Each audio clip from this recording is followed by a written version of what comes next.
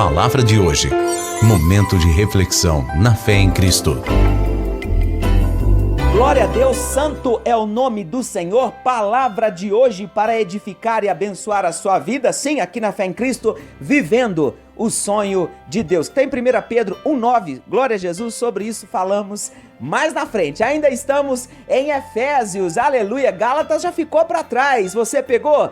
Ah, meu pai, vem aí Apocalipse, vamos lá, né? Sendo que o Palavra de hoje não é um programa de teologia, fique despreocupado, é um programa prático, né? Um tempo, um devocional prático, para que eu e você possamos pegar na palavra aquilo que Deus tem para o dia de hoje. E o que Ele tem para o dia de hoje está em Efésios 1,11, sabe qual é a palavra de hoje? Propósito, glória a Deus. Olha, uma série de ministrações está sendo postada em nosso canal do YouTube.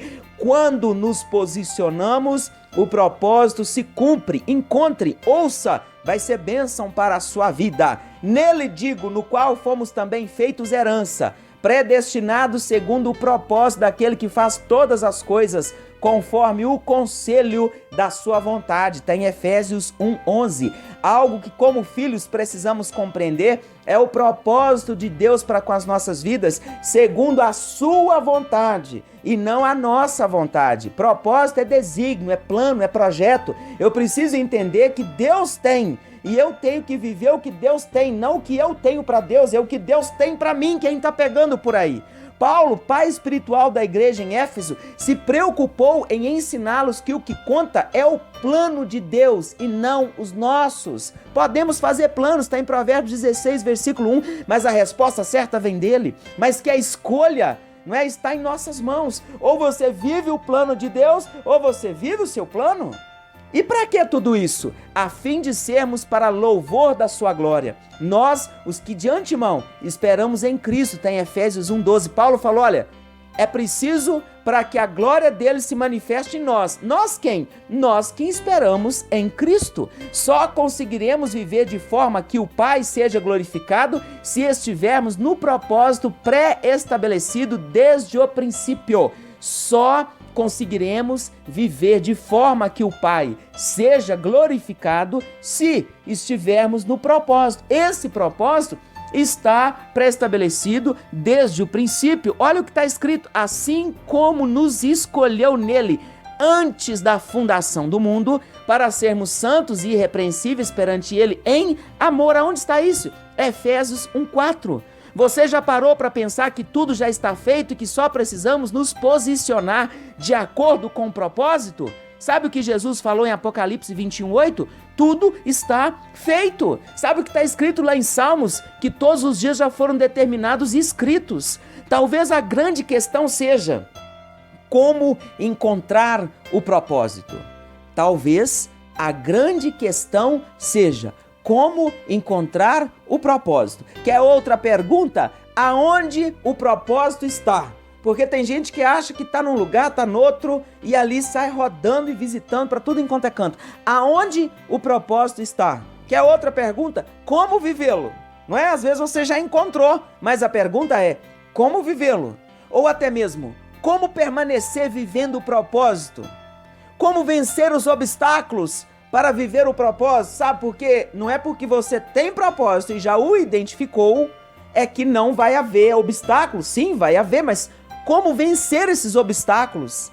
Deus é perfeito, bem como seus caminhos. E na sua perfeição ele fez todas as coisas. Sabe o que ele fez? Enviou Jesus para nos conectar ao seu propósito através da sua obra redentora. Sem Jesus não chegaríamos ao Pai. Como eu vou conhecer o propósito do Pai se eu nem peguei o caminho? Qual é o caminho? O caminho é Jesus. Não é aceitar Jesus domingo à noite, na segunda dispensar. É viver em Jesus, é viver o caminho, é estar na palavra de Jesus, é estar vivendo ali aquilo que Deus preparou. Mas a porta é Jesus. Então Deus, na sua perfeição, eu preciso revelar o meu propósito aos meus filhos. E até agora isso não foi possível. Então eu vou enviar Jesus. Para quê? Para revelar o caráter do Pai e o seu propósito para com os seus filhos. Não para a criatura. Criatura ainda não compreende. É só quando se torna filho. Glória a Deus. Santo é o Senhor.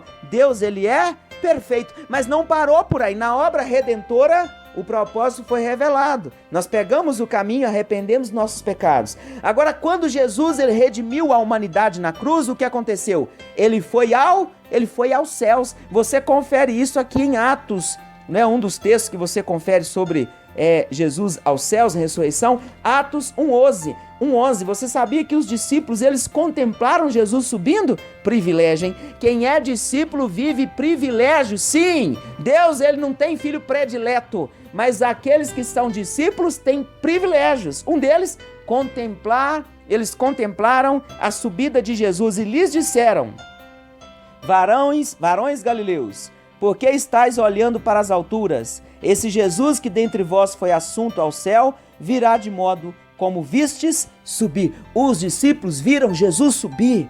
Aleluia! Eu preciso ser discípulo porque eu vou viver e vou ver coisas que criatura não vai ver. Amém? Entenda isso. Então, ali Jesus, ele subiu, ele foi aos céus, sendo contemplado pelos discípulos, e ele vai voltar, amém? Agora ele foi aos céus para que outra pessoa pudesse entrar em cena, com a missão de guiar e empoderar os filhos para que vivessem o propósito do Pai. Quem é esta pessoa? Está escrito em Atos 1:8, tá vendo? É importante você conhecer a Bíblia. Mas recebereis poder. Quem é que vai empoderar? Ao descer sobre vós ele, a pessoa, o Espírito Santo, e sereis minhas testemunhas. Vocês vão ser guiados ao propósito, para que ele se cumpra em Jerusalém, em toda a Judéia, até os confins da terra. Está em Atos 1:8. Sem o Espírito Santo, fica impossível encontrar e viver de acordo com a plena vontade de Deus. Não existe piloto automático na fé em Cristo. Precisamos invocar o Espírito Santo por meio da oração. Você está numa encruzilhada? Tem vários caminhos, invoque o Espírito Santo. Eu não posso errar, eu preciso acertar, eu tenho que ir para onde já está feito. Espírito Santo, me guia a toda a verdade. Espírito Santo, hoje eu estou triste, me consola, porque é só o Senhor para me guiar, para que eu continue no propósito. Aleluia, você está pegando aí o plano de Deus? Sim, você precisa orar, invocar, você vai ouvir as direções dele, talvez você vai ver as direções dele. Sim, você pode ter visões e sonhos e ter sensibilidade para captar as direções do Espírito Santo. Seja bem-vindo aqui, Espírito Santo, mas eu tenho que ter sensibilidade para captar. Uma pessoa está falando, aquele que tem sensibilidade sabe se é o Espírito Santo falando. Aleluia! Alguém está pregando, aquele que tem sensibilidade, ele sabe se aquela palavra, mesmo uma palavra de confronto, se vem do Espírito Santo ou se não. O que nos impede então de ter essa sensibilidade? Porque sem sensibilidade, eu não vou encontrar as direções do Espírito.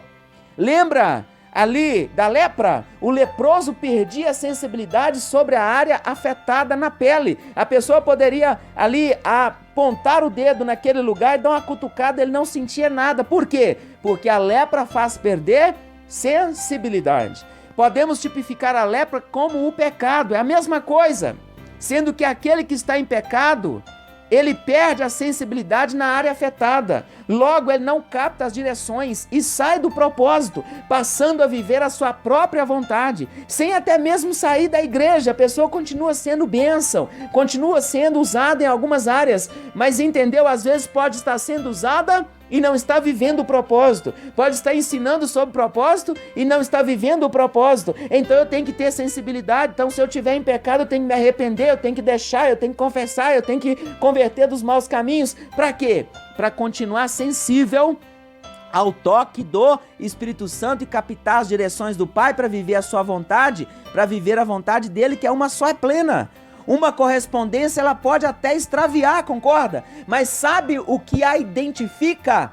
O selo. O que identifica uma correspondência? O selo. Você vai lá e eles carimbam. Olha, e você tem que pagar um preço pelo carimbo. Sabe que alguém pagou um preço para carimbar você?